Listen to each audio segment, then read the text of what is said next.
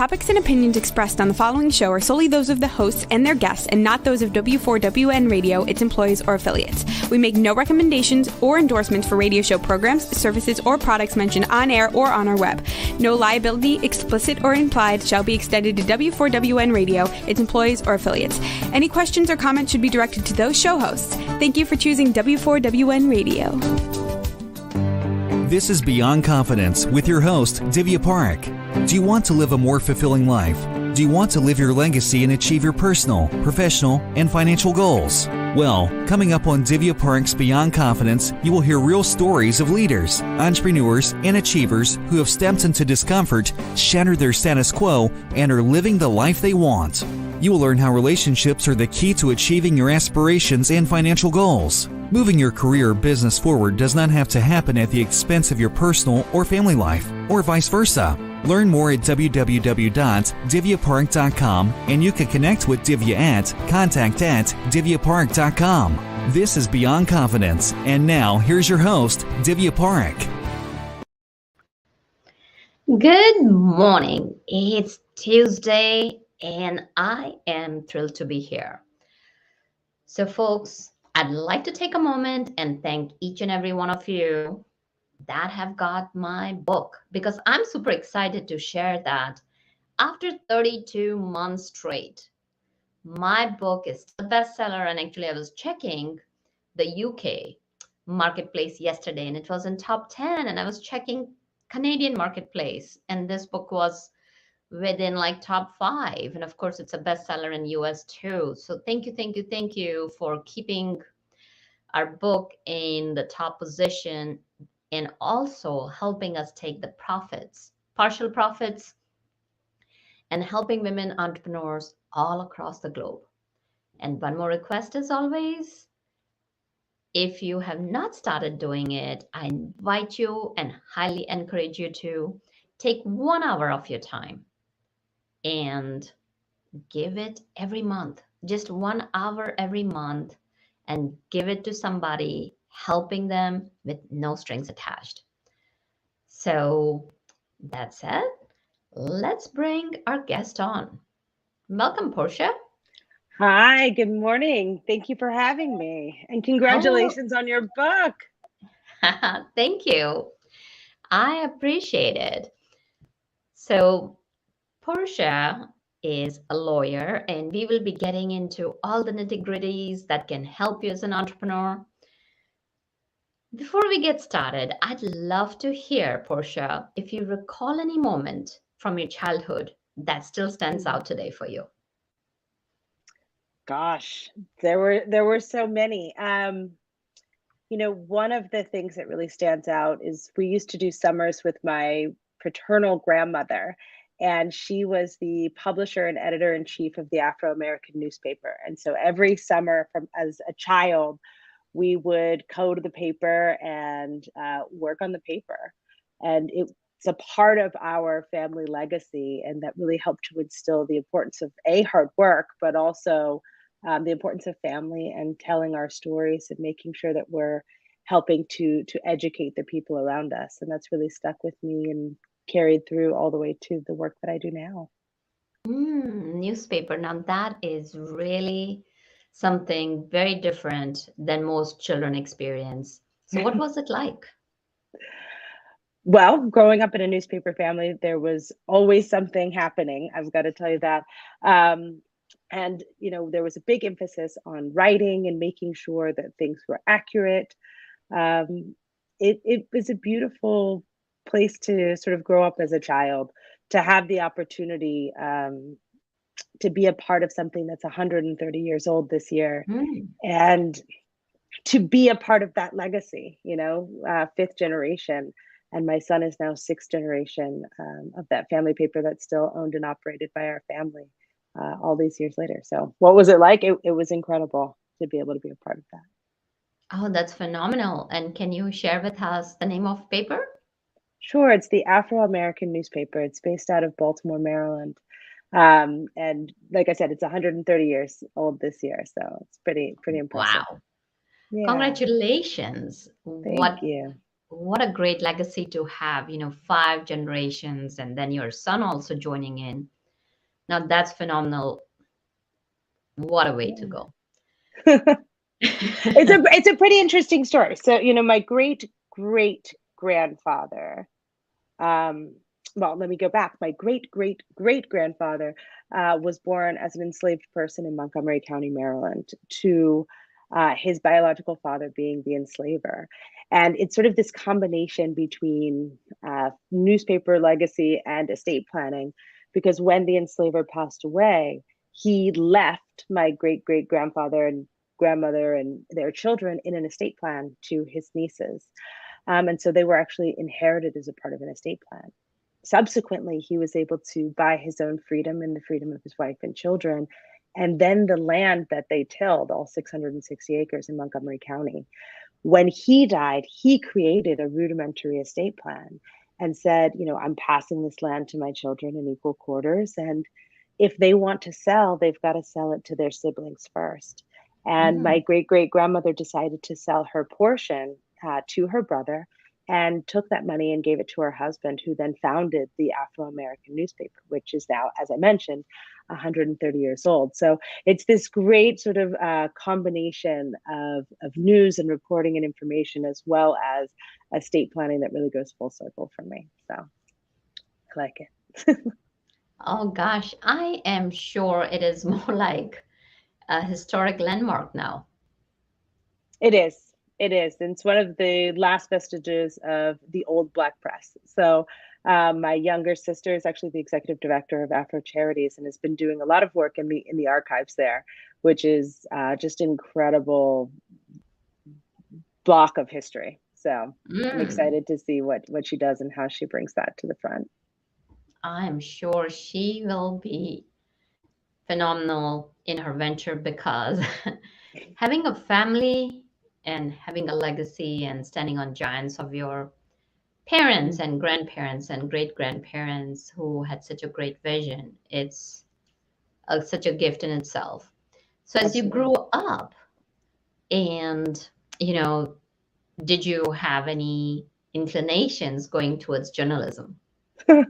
I did, actually. It's very surprising. So in college, I was a journalism major. I was actually specializing in public relations. And the law was the furthest thing from my mind at that point in time.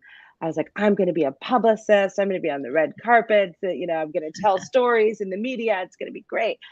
And one summer, I had just gotten this internship at a big PR company in New York. And as the universe would have it, the same day that I got offered the internship, a drunk driver rear-ended me. And I ended up in physical therapy for the entire summer. I obviously could not move to New York on my own. And it really opened my eyes, because, when we're young, we think we're invincible. But it opened my eyes to just how quickly life can change, right? We all make plans, and then something comes up, and now we've got to make new plans.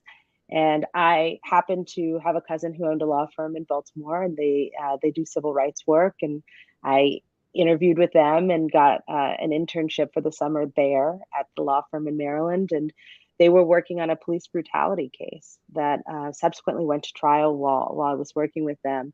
And it really highlighted for me the power of the law, and just how important it is to have a keen understanding and have people who can be voices for the voiceless, people who will fight on behalf of those that other people maybe overlook or don't necessarily take on being that person. And so my whole trajectory changed after that.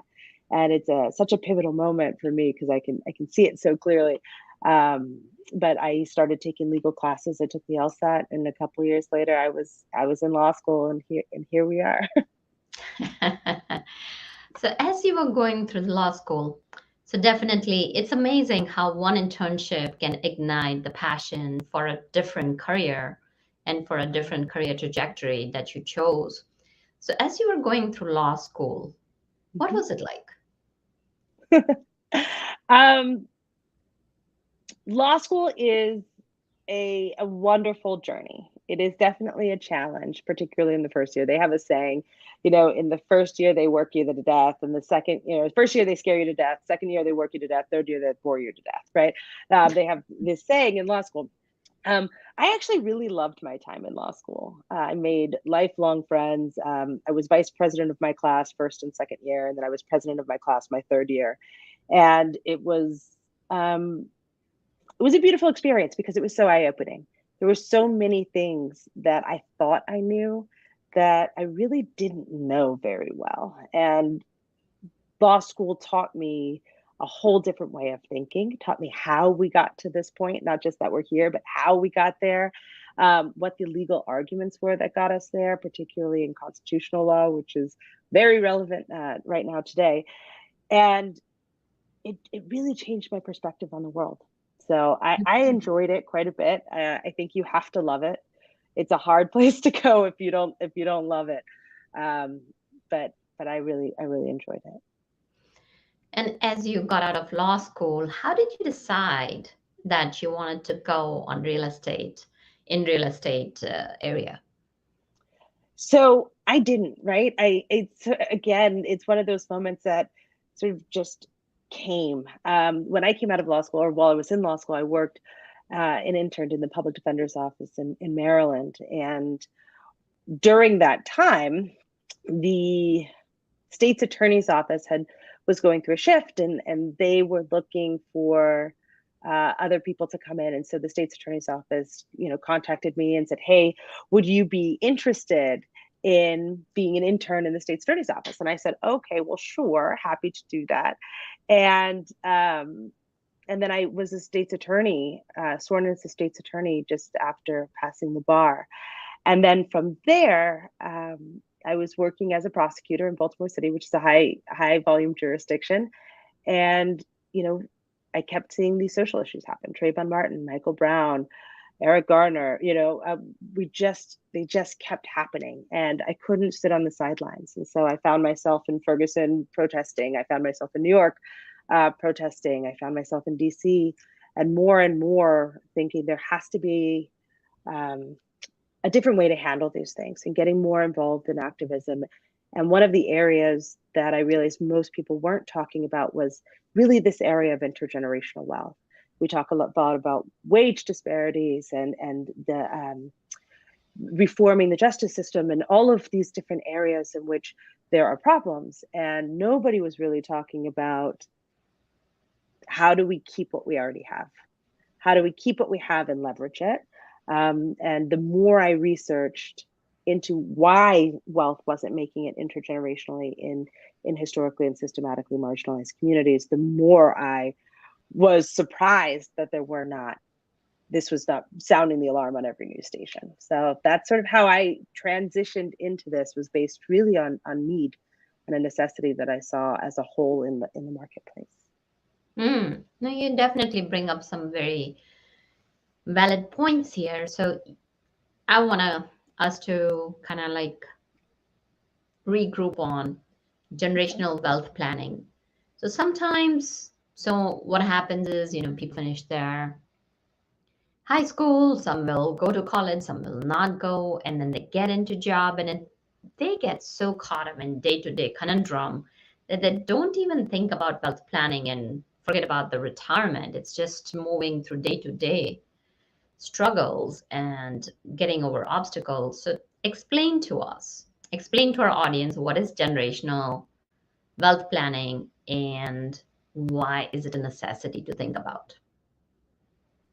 Absolutely. So I like to redefine the term wealth, right? For most people, they hear the term wealth and they think Elon Musk, or they think Jeff Bezos, right? They're these incredibly and fabulously wealthy people in our society. And they go, I don't have that, so I don't need to plan for anything, right? I have this one house, or I have, this small retirement account. I don't have anything like that, so I don't need to plan. And I like to encourage people to think about wealth differently. Wealth is access. It is opportunity. It is a safe place to live. It is the ability to utilize what the previous generation has built to keep moving your family forward. It doesn't mean that you have billions and trillions of dollars. It doesn't mean that you even maybe have millions of dollars. So let's say you have that one house, and that one house can make it to the next generation without court interference, without probate, without percentages being taken out for attorneys and judges and real estate agents, etc. And that money gets to stay with your family. Well, what's the impact of that? Well, that one house, no matter where it is in the country, let's assume it's worth $100,000, right? Well, that $100,000 house, someone can rent that house, which means your family member has a stream of income. And your family member could then refinance that house, right? And take money out to pay for college, to pay for another house, to start a business. That's wealth. That is the ability to take one thing and leverage it into something else. And as long as it's intact, then your family can use it. But if it's lost at the death, which is what's happening now, is most people are losing a majority of their earned wealth at the generation transfer. Every time somebody either gets sick or passes away, what they've built is being eroded because they don't have a proper plan in place to keep it intact for their families. So when we think about generational wealth planning, we're thinking about, how do I secure my legacy and me while I'm alive, right? But also, when the inevitable comes and I'm no longer here, how do the people I leave behind that I love continue to be supported? How do I make sure what I've built stays with the people that I care about versus all of this redistribution? And so why should we care? Because I'm pretty sure none of us go to work every day to pay a judge, right? to see a judge come through, and to be fair, it's not the judges that get paid, but to see money be eroded through a court process, to see attorneys reaping their fees, or to see probate referees, people who come out to evaluate properties, or creditors, or on and on and on, right? And so when we think about it, what do we get up for every day? What is our personal and family why? What is the legacy we want to leave behind? That's all generational wealth planning. So it's not just money. Well, I'm sure you've probably guessed my next question. You talked about losses upon a loved one's death. So can you give us the gravity of the situation as to how much and how far those losses can go? Well, right now across the country, approximately $2 billion is lost annually in the probate process. And the court process is actually entirely avoidable almost in every single state with a comprehensive and proper estate plan for your asset levels, your family structure, and for your goals. And so that's $2 billion that is being redistributed from American families to other places, like I mentioned, to court fees, attorneys' fees, personal representative fees, et cetera. And we can stop that bleed. Particularly in the African American community, there was a study that was done in 2017 that said that only 13% of college educated African Americans get $10,000 to the next generation, $10,000 or more. And if we say that differently, 87% of college educated African Americans are not even getting $10,000 to the next generation. And that is not because we don't have things. In fact, there is more wealth now in the Black community than there has ever been in the history of this country to be able to be passed. And 70% or more of the African American community do not have any estate planning at all, let alone the correct estate plan for their families. They don't have any estate planning at all. And so we're slated to lose the majority of the earned wealth that has come in. So when we think about the gravity, what does that mean? Well, if you have one home in your family that I mentioned has the ability to perpetuate wealth intergenerationally, and you lose it because a court or a judge is going to sell that property to satisfy debts, then you don't have the asset anymore, and you can't buy back what you've just lost. But if you passed that asset outside of the court structure, then you have some decisions on how you might pay those debts differently. And it's really just about minor tweaks that have a very big impact on how those assets can be used in the future. The first part, though, is reframing our minds. Yeah, no, that is definitely surprising and eye-opening. So what you're saying is that estate planning is basically for everyone, because a lot of people drop wills and they think, we have taken care of our children or of our next generation, or even if it is parents, or God forbid, I wish well to each and every one, but God forbid, if any untold event happens, and on the event, in the event of someone's death, people can lose out so much. So is my understanding correct that each and every one of us needs to have that estate planning? Yes, absolutely. Everybody over the age of 18 needs some form of estate planning. The reality is, we just don't all need the same estate plan, right? Because Mm-hmm. an 18-year-old me did not own a home, right? 18-year-old me did not have a whole bunch of money in my retirement account. And 18-year-old me did not have a 4-year-old at home, right? And so 18-year-old me's estate plan is very different. It's going to be your property power of attorney, right? Should you get into a car accident or, COVID-19, where you wind up in the hospital, someone's got to have legal authority to access your bank accounts. Someone has to have legal authority to take care of you, to sign your name, etc., if you aren't able to do it. And so your property power of attorney, or depending on what state you're in, uniform statutory or durable power of attorney, it does vary by state. But that first piece is going to be number one. Number two is going to be your healthcare documents, right? Who gets to make your medical decisions, and what decisions do you want them to make? Those two things, those first two things of the three that you need, have nothing to do with how much money you have, and have everything to do with how old you are, right? Once you are a legal adult, you have to designate those people. And if you do not, the only entity that can designate them is the court. People wrongfully believe that their spouse or their parents are automatically their first fiduciaries. And the reality is, once you're an adult, you don't have any automatic fiduciaries. There is no one who is automatically going to step up and handle your adulting for you. It's just not how it works. And so either we designate the people that we want for ourselves, or we put the court in a position to designate for us. Much like, I'm sure people have seen Britney Spears. She had a very public mental health breakdown years ago, and the courts appointed her father as her conservator. He makes all legal decisions for her, medical decisions, etc. He controls how she works, whether or not she could get married. And she had a very public battle to regain some control over her life. And if she had designated in a power of attorney who would be the people to manage this in the event she was unable to do it for herself, then her father wouldn't necessarily have been in that position, right? Unless she had designated him. Right. The third piece is your distribution plan. And this is the one that everybody thinks is estate planning, right? Wills, trusts, etc., what happens after you die, but it's really just one component. The distribution plan is going to depend. It's going to depend on your family structure. Are you married? Are you single? Do you have minor kids? Do you have adult kids? Do you have special needs beneficiaries? Do you have beneficiaries who have been incarcerated? On and on and on, right? What is your family structure, and who are those people in your family? Number two is, what is your asset levels? Right? What do you own? Do you have a home? Do you have 10 homes? Do you have a multi-billion-dollar corporation, international corporation? Do you have a mom and pop shop, or are you a 9-to-5 employee? All of those pieces are going to impact, what your planning looks like. And then the third piece is really going to be, what are your goals? What is it you are trying to achieve?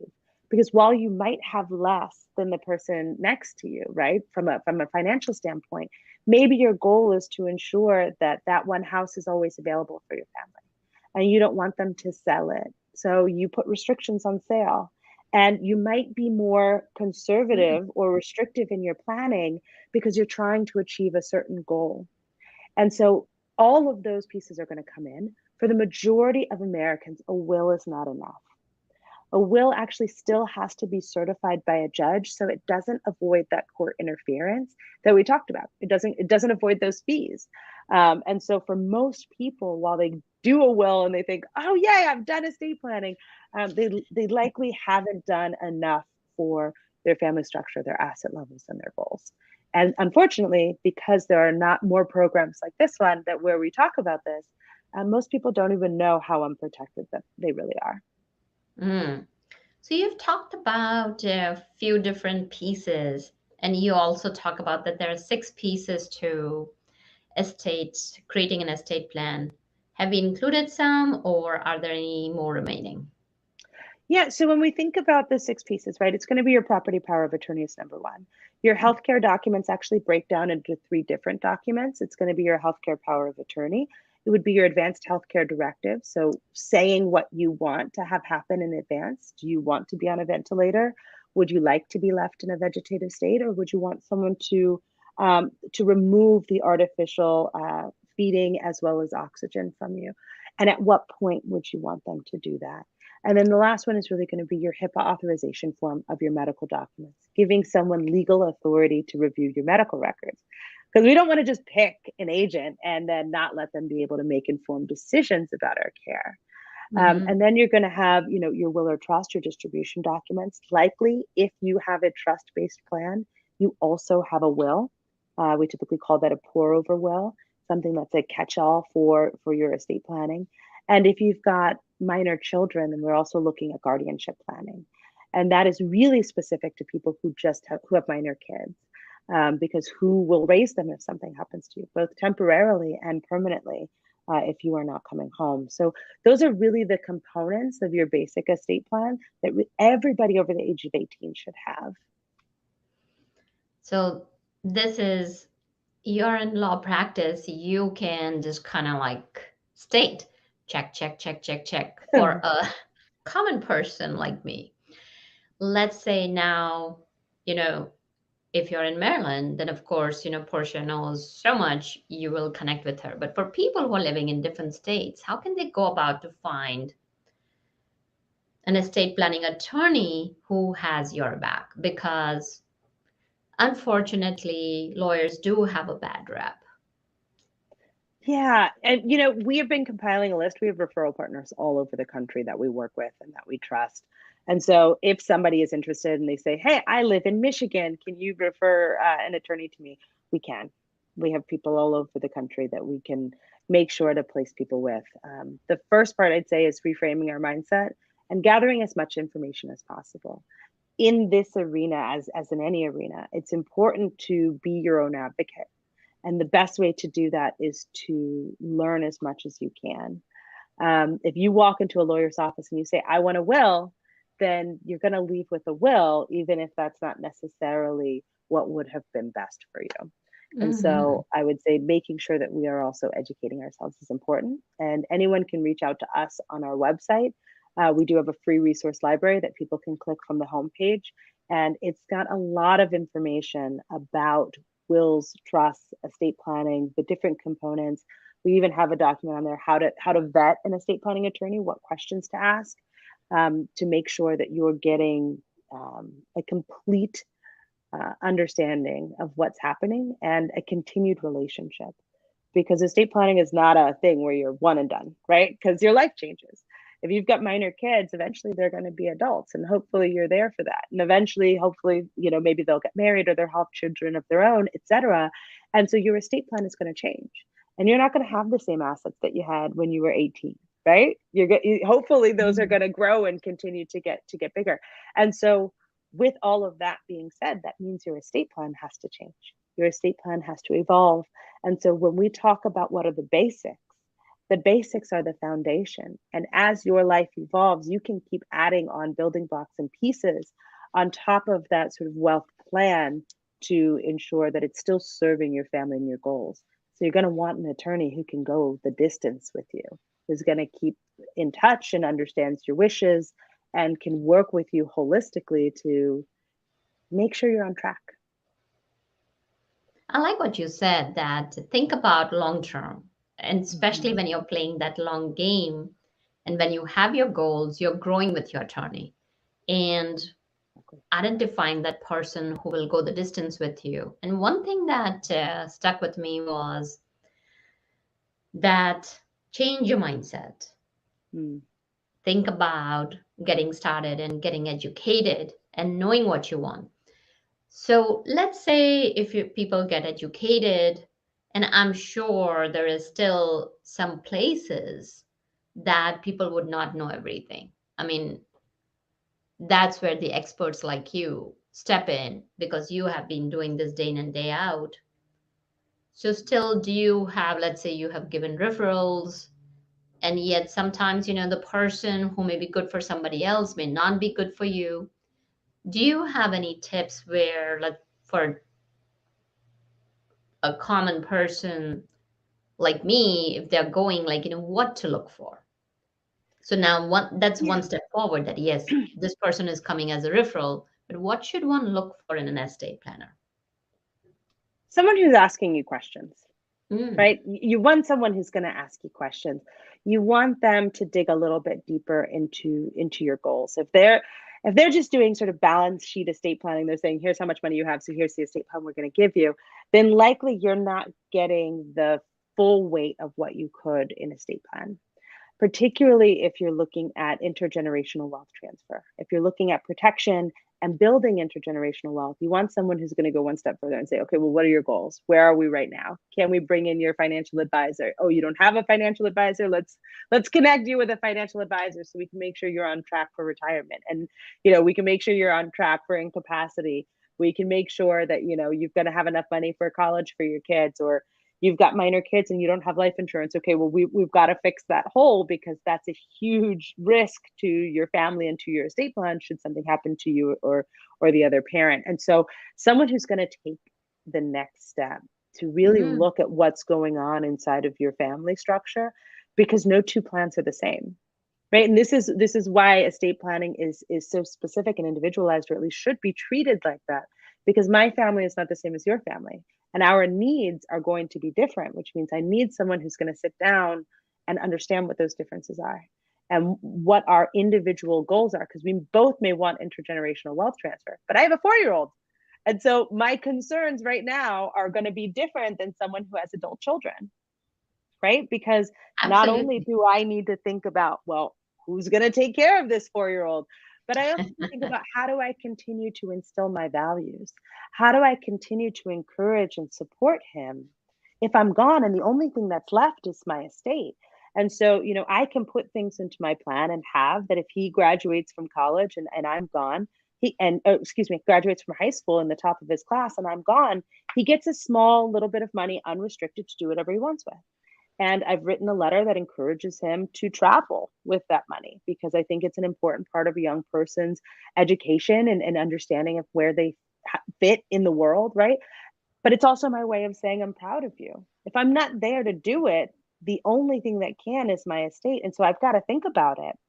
If he gets a free ride to college or some form of secondary education and my estate doesn't have to pay for it, he gets chunks of money that's divided up over the terms of the program, because he's got to keep that scholarship, right? But he gets chunks of money to do whatever he wants with. And I've got suggestions in there. Hey, you might want to think about buying a piece of property near the school, and perhaps getting some roommates and getting started. And it's in the plan, right? It's written into my plan because I need to still encourage him. And there's other things in there to disincentivize him from doing things, right? If he should have addiction issues down the road, then there are things that make the plan much, much tighter and much more stringent. So there's less access. But that's what I need to think about, because I've got a 4-year-old and someone who's got 25, kids who are 25 and 30 and have families of their own. You already know who they are as people and what they've learned and what their aptitudes are to a certain extent. And so you can plan for them in that way and what their needs are. So everybody's plan is different. When you're interviewing someone or you're meeting with an attorney, you want to make sure they're asking you questions to understand what you need, not what the general public needs, but what you need, so that you're getting a plan that's really customized to your family. Yeah, definitely. A lot of great nuggets over here. And one thing that is apparent is that it's not one size that fits all, because depending on where you are in your life journey, depending on what your life goals are, it's going to be different. And that is a lot of information to have on your side for proper estate planning. So, what is it one thing that our audience could do today to secure their family? Hmm. I go back to education all the time, Hmm. right? The very first piece is you got to know what you're up against. And for most people, they don't even have an understanding of what the process is They just kind of assume, right? A lot of times people assume that, oh, when I die, my family will just get my assets. And you go, okay, well, how? How does that happen? And they're like, I don't know. They just get them. And it's like, well, yes, kind of. But there's this whole court process of changing titles. So having a keen understanding of how the process works in your own state is going to be really important, because then you know what you're at least up against and you're making an informed decision. If you still choose not to do estate planning at that point, at least you know what you've chosen. For most people, they don't know the perils and things that they're facing, and so they're not making informed decisions. And I would say the very first thing someone can do for their family right now is to Mhm. learn about what the rules are in their state, so that they know what they're up against. Yeah, definitely. And I think so. We have just scratched the surface today, and yet we have shared a lot of information with the audience that if you know of someone who may be looking to do real estate planning or just educating your friends, and you can share it out. So it's also educating yourself and educating your family and friends, because the more everybody's on the same page, it gets easier to make an informed decision, because then you're all moving towards the same direction. So nowadays is a trend where youngsters and women and people from all different ages are jumping into businesses. So let's say if somebody's an entrepreneur, what are some of the key things that people can do to protect their business and personal credit? Yeah, so business, right? When we're in business, there are certain things that we're going to need. You're going to want a proper corporate structure for whatever you're doing. If it's a partnership, you're going to want partnership agreements. If you have an LLC, then you want to make sure that you've got all of your ducks in a row. S corp, C corp, etc. You want to make sure that you have a corporate structure in place. One, because if you were to ever be sued in your business, you don't want your personal assets also being at risk. You don't want someone to be able to take your house in a judgment, right? In a lawsuit with your business. And so Mhm. having those two things be separate is really important and impactful.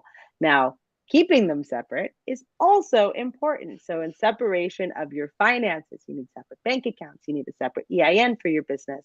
You've got to run your business like a business. And oftentimes I see people who are entrepreneurs, particularly new in their space, who put the legal aspect sort of on the back end, right? They're like, we're not making any money yet, so we can't invest in doing these things.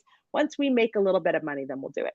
But the legal part is really a part of your formation of your business. And so before you get started, before you go out there and pitch that first client, before you do these things, you want to make sure that you have your contracts in place, that your structure is in place, that you are clear on it.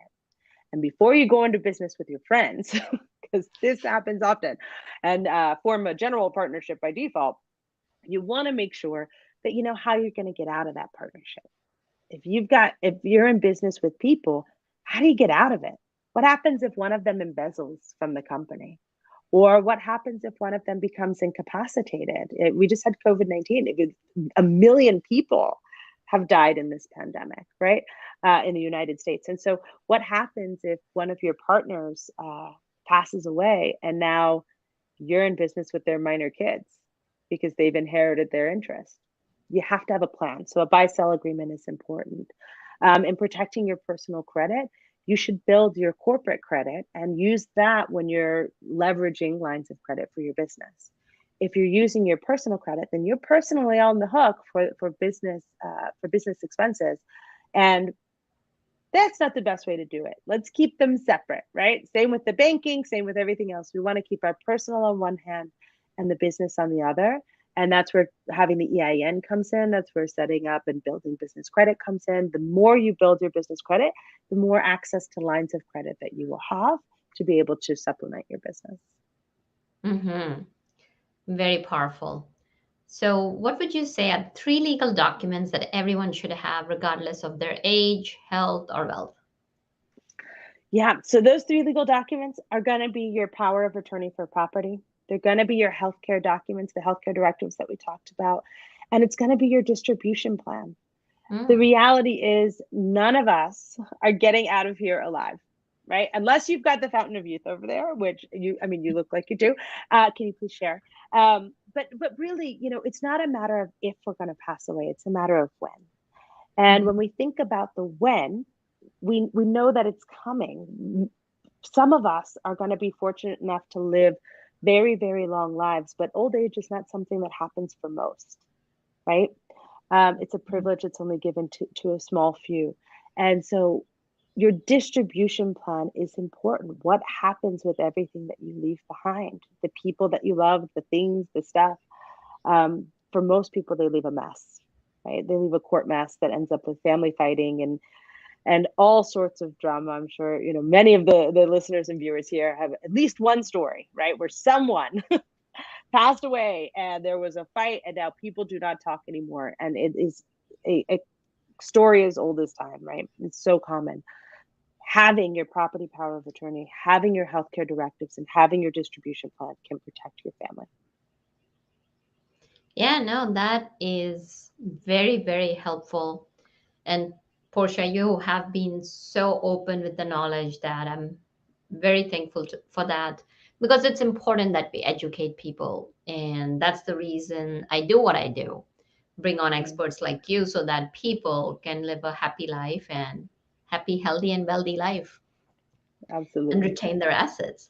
So how can people connect with you, share your website, and share anything that's personal or that you would like our listeners to know so that they can get to know you a little bit more and connect with you? Absolutely. So we are available on woodlegalgroup.com. We're Wood Legal Group on Instagram. We have a Clubhouse club room called the Black Trust Fund Kids. We also have a TikTok, which is so embarrassing. But, meet the people where they are is what they say. And getting people educated is really our main goal. And so we've got edutainment TikToks on TikTok. But you can connect with us anywhere there. We have educational webinars every month in our office. And so if people go to our website, we have one specifically for people with minor children because the considerations are just so different than general estate planning. And then we have one that's general estate planning. And so, people can come in, they can get the information, connect with us there. Most people don't know unless they go to our website, but my mother and I are actually partners in this law firm together. And so we are a female-owned and operated multi-generational law firm focused on intergenerational wealth. So it's kind of a fun family business for us as well.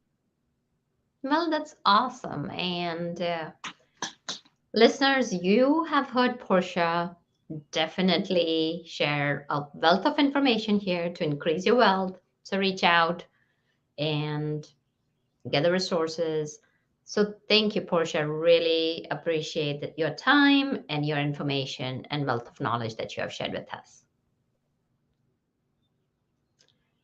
And thank you, listeners, for joining us, because without you, the show would not be possible. Reach out to us anytime with any questions, any information, any stories that we need to bring for you so that you can live a more joyous life, a more happier and healthier life. We are here to serve and support you. And also, thank you, Juan, for the technical support and making this show possible. And be well and take care until next time. Thank you for being part of Beyond Confidence with your host, Divya Parekh. We hope you have learned more about how to start living the life you want. Each week on Beyond Confidence, you hear stories of real people who have experienced growth by overcoming their fears and building meaningful relationships. During Beyond Confidence, Divya Parekh shares what happened to her when she stepped out of her comfort zone to work directly with people across the globe. She not only coaches people how to form heart connections, but also transform relationships to mutually beneficial partnerships as they strive to live the life they want. If you are ready to live the life you want and leverage your strengths, learn more at www.divyaparekh.com. And you can connect with Divya at contact@divyaparekh.com. We look forward to you joining us next week.